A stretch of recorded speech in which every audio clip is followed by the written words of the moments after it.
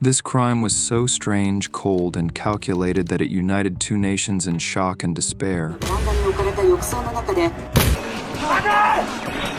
And with the suspect soaring to the top of Japan's most wanted list, he would deform his own face to keep his real identity hidden from the world. Today we're looking at the case of Tatsuya Ichihashi and his victim, Lindsay Hawker. There are many strange and disturbing details to this case, including a body in a flower pot, plastic surgery to avoid detection, and a wild hunt for a suspect that would take police years across the entire nation of Japan to capture. So what was the reason for deforming his own face? Why did Ichihashi kill his own teacher? Let's talk about today's case revolving around Tatsuya Ichihashi. Our story today takes us to Japan. We're starting it in England, in a city called Coventry. Coventry is located deep in the Midlands of England, known for its medieval cathedral and, sadly, also for its destruction during World War II. Coventry has bounced back in the last few decades to become an engineering powerhouse in the United Kingdom, with easy access to both London and Birmingham, and most of the country less than a 2-hour drive away. It's a well-situated city. One of the people who lived in this house was Lindsay Hawker. Lindsay was born on December 30th, 1984, to her father Bill and mother Julia Hawker. She was a happy child growing up and had two sisters named Louise and Lisa. She was schooled at King Henry VIII School, and at the end of college, she ventured to the University of Leeds to study biology. She graduated from the university with academic success in 2006, and she achieved a first-class grade. She was bright, caring, and successful. But she also had an urge to try something new before pursuing her master's degree, and so in mid-2006 she made up a plan. Lindsay decided to take a year out of a busy schedule to do a bit of traveling while she worked. She figured that a year out of education would bring a new perspective to her life, and so in October 2006, she signed up at Nova Teaching School and went to Japan. She had signed up for Nova, Japan's largest private English school, which recruits adults from around the world to teach the language in both Osaka and Tokyo. Nova is considered to be a prestigious assignment, and Lindsay was one of the lucky few who managed to grab a spot. After reaching Tokyo, Lindsay was finally assigned to Koiwa, a district in the Edogawa ward of Tokyo, and she would quickly find both comfort and excitement in her surroundings. Located only 17 minutes away from Akihabara and 22 minutes away from Asakusa, there are a lot of sights, activities, and fun things to do near Koiwa. There are many different places for food, parks, shopping, temples, or just a good drink in Tokyo. So, she found herself in one of the most interesting cities that the world has to offer, and she was loving it. She decided to move a little further east from Tokyo's center to a place called Chiba. Here, the rent was cheaper. She also moved in with two other teachers, both of whom also worked at Nova School, and these three teachers became friends. Lindsay's time in Tokyo started to fly by. Although she loved her time away from home, Lindsay still missed home and her family members. She had a loving family, a large group of friends, and a boyfriend back in England, and she always kept in contact with her family through Facebook, Skype, text messages, and phone calls. It was her 6th month in Tokyo in March 2007 when Lindsay had an awkward encounter. She had finished work for the day and traveled back to Chiba Station before collecting her bike. A man approached her. When she turned around, the man greeted her by saying, "You are my English teacher." Lindsay was confused at that time. She was sure that he was not one of her students. She refused to talk, but the man continued following her. She jumped on her bike and began to cycle away, but still the man followed her. She sped up. His walking turned into jogging, and then his jogging turned into running. With Chiba's many roads and intersecting walkways, it was almost impossible for Lindsay to escape him. He continuously tried to start a conversation, asking Lindsay where she was from and where she studied. She still tried to get away from him, though. Finally, she reached her apartment, and then she stopped her bike. The man was known as Tatsuya Ichihashi, and he had been running after Lindsay for the entire duration until she reached home. When he finally caught up with her, he had a proposal to make. The offer was simple and innocent. Tatsuya asked Lindsay if she would be interested in providing him with English lessons. He felt like he needed a little bit of help with the language. They could meet in a cafe, and he would pay her per hour. Lindsay politely refused. Her work schedule was very busy. Tatsuya was disappointed, but he did seem to accept her answer. Then he asked her one final strange question. He was thirsty after chasing Lindsay throughout the streets of Chiba. He asked her if she could give him a glass of water in her apartment. Lindsay hesitated, but eventually she allowed him into the apartment. Of course, he was a strange man, and he did make her feel uncomfortable, but she had two roommates. This was a good opportunity to indirectly show the man that she had company at all times, and it was an opportunity for her friends to see his face. They entered the apartment together, and it was inside her apartment while having his drink that he made the offer again. This time, he doubled the money. He said that he'd pay Lindsay 3,500 yen, or $32 an hour, and the interaction would be strictly about studies only. This was an offer Lindsay couldn't refuse. Although Inova was helping her get by in Tokyo, she could do with some extra cash, and this was easy money. She agreed to his request, deciding to meet him at a coffee shop a few days later. Tatsuya was excited, and he thanked Lindsay for accepting his offer. Before he'd leave her apartment, though, he wanted to give her one last thing. He whipped out a pen from his back pocket and grabbed some scrap paper, and then he started scribbling something. A few moments later, he handed her the note. It was a sketch he had just drawn of Lindy, and along the sketch were his name and his phone number. Tatsuya Ichihashi was a 28-year-old man from the city of Ichikawa, also located in Chiba Prefecture. He was born in Gifu Prefecture on January 5, 1979, and initially grew up there before moving to Chiba. He was born into a successful family. His father was a doctor at a local hospital in Chiba, while his mother was also a professional dentist. When he was a kid, Tatsuya had ambitions to follow his father's dream of becoming a medical doctor, but when he failed his exams and was denied improving his studies, he settled for a degree from the Department of Horticulture. He graduated from Chiba University in 2005, and although he passed his degree well, Tatsuya did not make any effort to find any work. Instead, he lived on an allowance of 100,000 yen, or $920 a month, from his parents. And this is where we learn a little more about the dark side of Tatsuya Ichihashi. Tatsuya had no previous convictions under the law, but he had been the subject of an allegation of prior theft and injury. Reportedly, he had assaulted a woman on the street during a robbery, but the matter had been settled out of court. It is said that his father paid the woman off with around 1 million yen, or $10,000. He was also described as an introvert with an obsession for physical fitness. Tatsuya regularly attended his local gym, and he often cycled over 25 kilometers every day.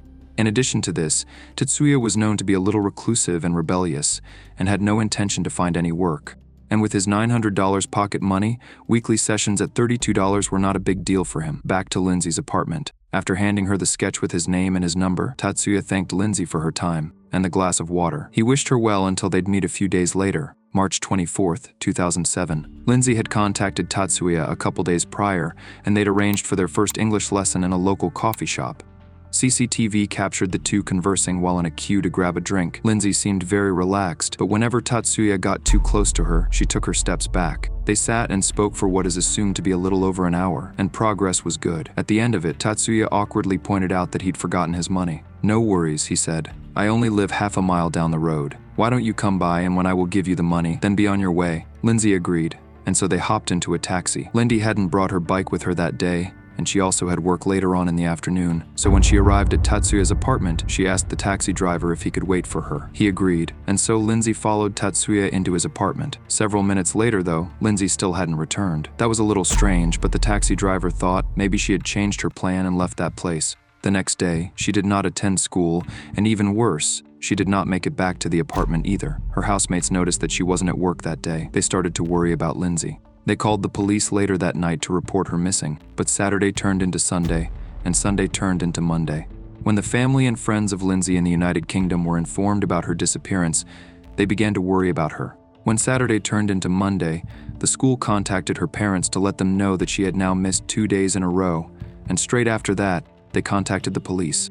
The police started taking Lindsay's disappearance a little more seriously. The police investigation started at Lindsay's home, and her housemates were the first to be interviewed. And with luck, they already had a suspect in mind. They knew that Lindsay went to see a man in a coffee shop shortly before she disappeared, and she'd also left his sketch back in the apartment. This was their first clue. It was around 5:40 p.m.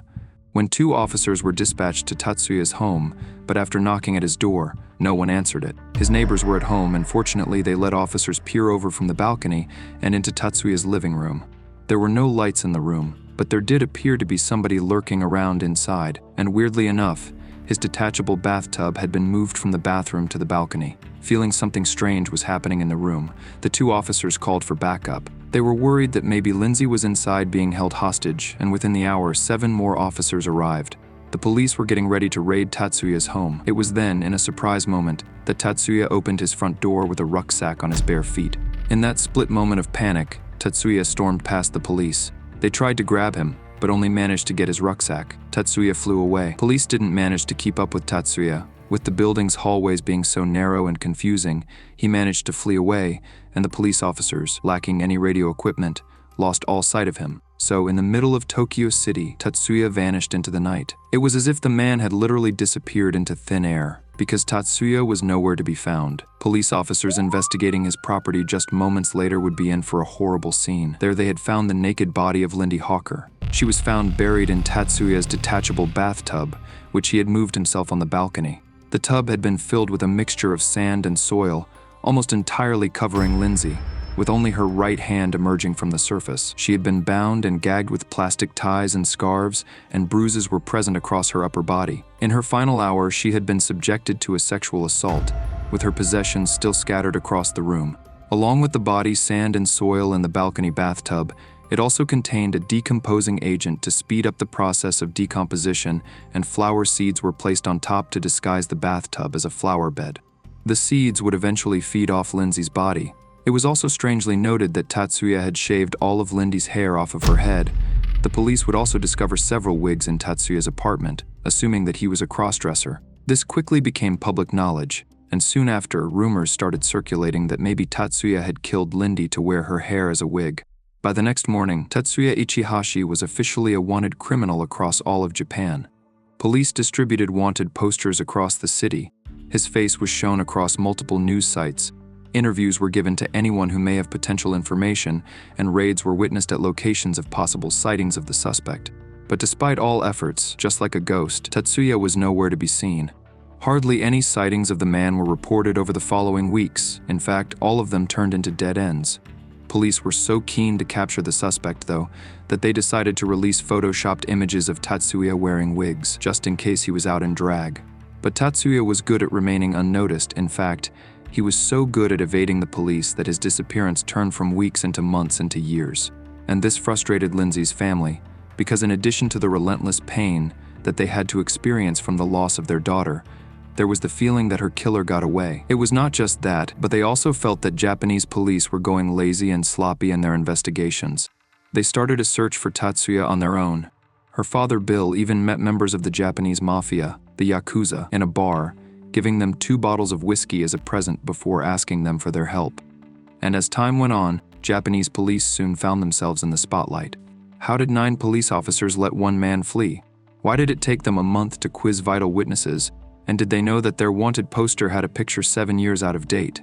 The police and the Hawker family would slowly start to argue against each other, and soon British and Japanese media were involved too. And while all of this was happening, Tatsuya was still out there. He had actually traveled across most of Japan during his time on the run, ranging from Aomori, one of the most northern cities on Japan's main island, right down to the southern island of Okinawa. Tatsuya had remained unnoticed. He even lived on a remote island in a concrete bunker many times to avoid detection. A year after Lindsay's death, Tatsuya was now in Osaka.